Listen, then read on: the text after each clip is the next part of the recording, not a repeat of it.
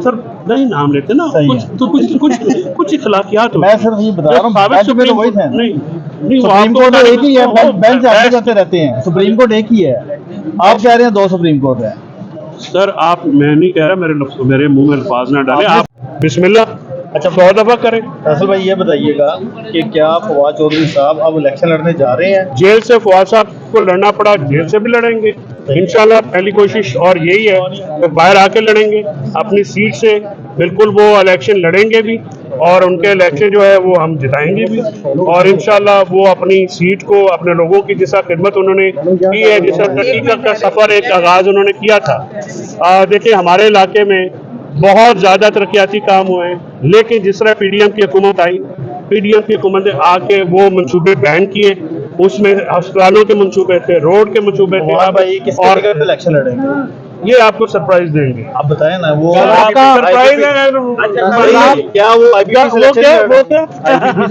क्या आप हतमी नतीजों पर जल्दी क्यों पहुंचते हैं? नहीं, उन्होंने कहा एक होता है गैर हतमी नतीजा, ये गैर हतमी नतीजा, यानी वो क्वेश्चन ये है कि हिबा फवाद चौधरी भी इलेक्शन लड़ेंगी। हिबा फवाद चौधरी नहीं बना नहीं कर पा रहा, वो घर की बात है, मैं मीडिया पे डिस्कस करूं, लेकिन वो सोशल मीडिया पे जरूर डिस्कस कर रही हैं आपको कि उनके खिलाफ परेशान है, वो होता है कोई नहीं। हिबा चौधरी ने बकायदा आपसे मुतालिक लिखा है कि वो आपके खिलाफ अदालत जाएंगी।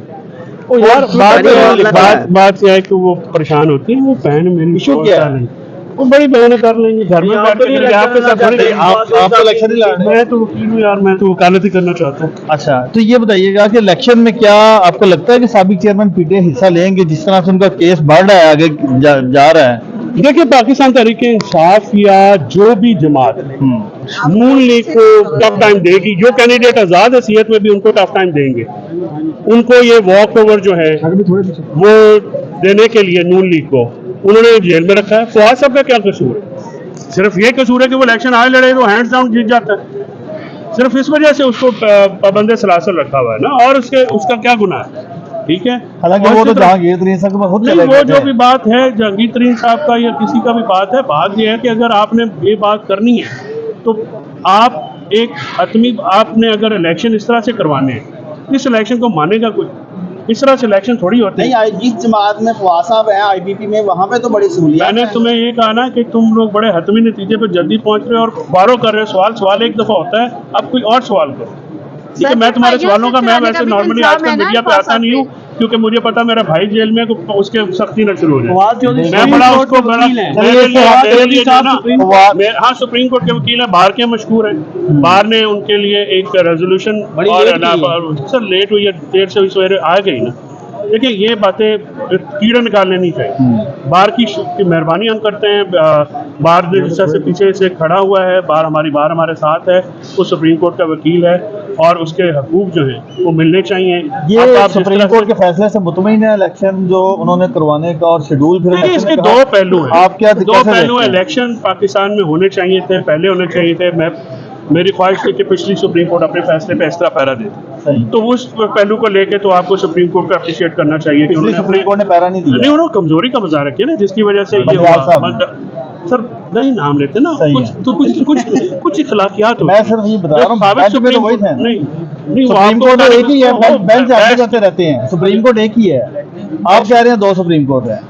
सर आप, मैं नहीं कह रहा, मेरे मुंह में अल्फाज ना डालें। आप सर खुद ही कहा कि नहीं, अच्छा आप सवाल को, आपने सवाल किया, मुझे जवाब भी नहीं देने दे रहे। आप नहीं देने दे रहे। मैंने तो आपको कहा, मैंने आपको कहा कि पिछली सुप्रीम कोर्ट का जो बेंच था, जो चीफ जस्टिस थे, जो पिछले चीफ जस्टिस थे, उनको पैरा देना चाहिए था। बुज़दिली का मुजाहरा किया गया उस लिहाज से, तो इसका पहलू जो देखें तो ये ठीक है कि सुप्रीम कोर्ट ने अपने फैसले के ऊपर इम्प्लीमेंट के लिए पैरा दिया, लेकिन जिस तरीके से ये पिटीशन टेकअप हुई है वो बड़ी ऑब्जेक्शनेबल है, इस तरह से नहीं होना चाहिए। और जिस तरह के उस पिटीशनर को तौहीन अदालत का नोटिस दिया गया, इस तरह से तो हर बंदा, अगर हम कल पिटीशन फाइल करें, मुझे कंटेम्प्ट का नोटिस आ जाए, कोई साइलीन आए, ये काम कैसे चलेगा?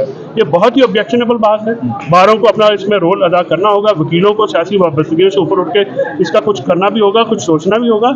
ये मामला टेकअप होना चाहिए। कंटेम्प्ट ऑफ कोर्ट कोई भी पिटीशन दायर करने पे किस कानून के तहत जो है वो आप तौहीन अदालत का जो नोटिस दे रहे हैं, उसका तौहीन अदालत के, देखिए कोई भी अदालत जो वो कानून के मुताबिक चलने की पाबंद, कानून के मुताबिक पिटीशन फाइल करने पे वो अदालत में आए, अदालत चाहती तो वो फैसला उनके खिलाफ भी दे सकती थी।